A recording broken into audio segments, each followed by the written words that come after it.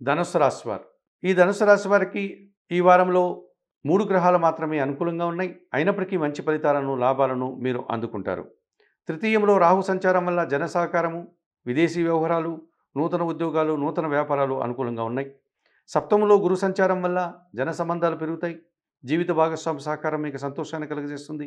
కుటుంబంలో నూతన కార్యక్రమాలు ప్రారంభించి విందు వినోదాల్లో పాల్గొంటారు. విదేశీ వ్యవహారాలు కానీ, లేకపోతే విద్యా సంబంధమైన విషయాలు కానీ మీకు అనుకూలంగా కూడా ఉంటున్నాయి. అష్టమంలో బుధ సంచారం వల్ల ఆకస్మికంగా ఒక వ్యాపార లావాదేవీ కానీ, లేకపోతే ఉద్యోగంలో పదోన్నతులు కానీ అందుకునే పరిస్థితి మీకు కనిపిస్తుంది. చతుర్థంలో శని సంచారం వల్ల, అర్ధాష్టమ శని దోషం వల్ల ఇంటా బయట జన సహకార లోపం బాగా కనిపిస్తుంది. పనివారి సహకార లోపం కూడా ఉంటుంది.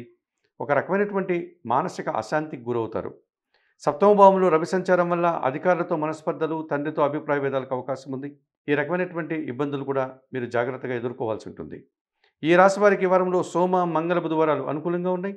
దానాలు ఇచ్చేటువంటి క్రమంలో నల్లద్రాక్ష అనగా నేరేడు పళ్ళను మీరు వయోవృద్ధులకు దానం చేయండి. స్తోత్ర పారాయణం విషయంలో బిల్వాష్టకం నిత్యం చదువుకోండి. ఆలయ సందర్శన కార్యక్రమంలో భాగంగా శివపార్వతులను దర్శించి నమస్కరించుకోవడం వల్ల సంతోషంగా, ప్రశాంతంగా ఉండగలుగుతారు.